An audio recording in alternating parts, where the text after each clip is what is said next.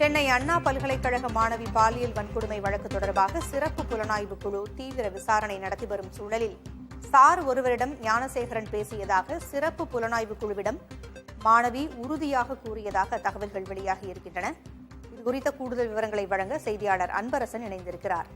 அன்பரசன், யார் அந்த சார் என்கின்ற கேள்விதான் தற்பொழுது மிகவும் பெரிய பேசுபொருளாகி இருக்கிறது. இந்நிலையில் அந்த மாணவியும் சார் ஒருவரிடம் ஞானசேகரன் பேசினார் என்பதை சிறப்பு புலனாய்வு குழுவிடம் மீண்டும் உறுதி செய்திருக்கிறார்.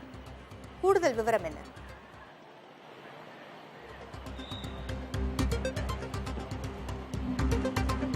அண்ணா பல்கலைக்கழக மாணவி பாலியல் வன்கொடுமை செய்யப்பட்ட சம்பவத்தில் சிறப்பு புலனாய்வு குழு தீவிர விசாரணை மேற்கொள்ளப்பட்டு வரும் நிலையில் அவர்களிடமும் மாணவி மீண்டும் சார் ஒருவரிடம் ஞானசேகர் பேசியது உறுதிப்படுத்தியிருக்கிறார் என்ற தகவலானது தற்போது வெளியாகியிருக்கிறது.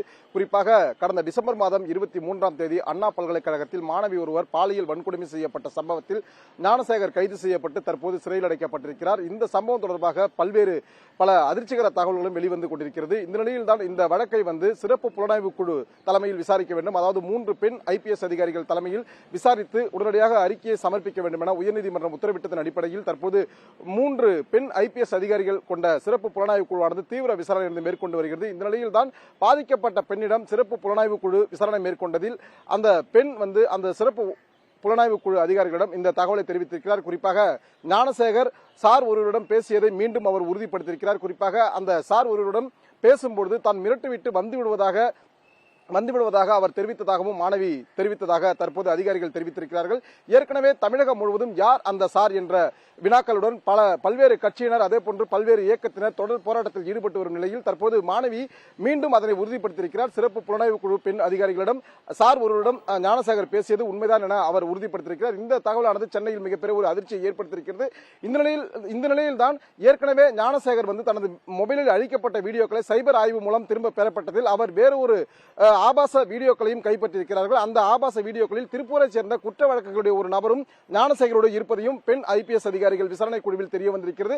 இதனையடுத்துதான் தற்போது ஞானசேகரனை போலீஸ் காவலில் எடுத்து தீவிர விசாரணை மேற்கொள்ளப்படவிருக்கிறது. குறிப்பாக இவர் எத்தனை பெண்களிடம் இதே போன்று பாலியல் செயலில் ஈடுபட்டிருக்கிறார், குறிப்பாக திருப்பூரை சேர்ந்த பாலியல் குற்ற வழக்கில் சம்பந்தப்பட்ட அந்த நபர் யார் என்பது குறித்தும் அவரது பின்னணி குறித்தும் தற்போது போலீசார் தீவிர விசாரணையில் இறங்கியிருக்கிறார்கள்.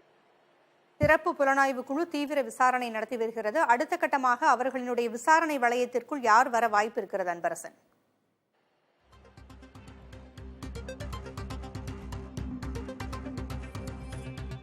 ஏற்கனவே பாதிக்கப்பட்ட பெண் FIR-இல் தெரிவித்தது என்னவென்றால், யார் அந்த சார் என்ற ஒரு சாரிடம் ஞானசேகர் பேசியதாகவும் அந்த சார் பின்புலத்தில் இருந்து இயக்கியதாகவும் தான் அந்த மாணவி FIR-இல் தெரிவித்திருந்தார்.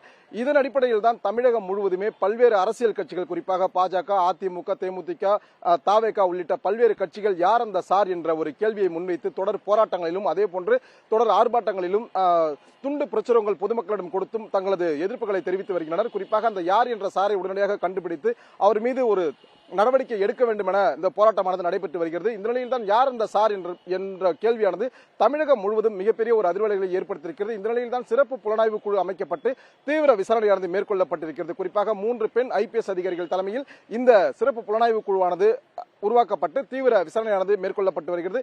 இந்த நிலையில் தான் பாதிக்கப்பட்ட மாணவியிடம் சிறப்பு புலனாய்வு குழு அதிகாரிகள் விசாரணை நடத்தியிருக்கிறார்கள். விசாரணை நடத்தியதில் யார் அந்த சார் என்ற கேள்வி மீண்டும் அந்த மாணவி உறுதிப்படுத்தியிருக்கிறார். குறிப்பாக தனக்கு பாலியல் வன்கொடுமை செய்யப்பட்ட போது அவர் மொபைலில் சார் என்ற ஒரு நபர் பேசியதாகவும் இவர் தான் அந்த மாணவியை மிரட்டிவிட்டு மீண்டும் வந்துவிடுவதாக கூறியதாகவும் அவர் தெரிவித்திருக்கிறார். இதனிடையே தான் மொபைலில் ஆய்வகத்திற்கு உட்படுத்தப்பட்டு பல்வேறு ஆபாச வீடியோக்களை ஞானசேகரன் மொபைலில் இருந்து பெறப்பட்டிருக்கிறது. அந்த வீடியோக்களில் இந்த மாணவி மட்டுமல்லாமல் பல பெண்களின் புகைப்படங்களும் ஆபாச புகைப்படங்களும் அதே போன்ற ஆபாச வீடியோக்களும் இருப்பது தெரிய வந்திருக்கிறது.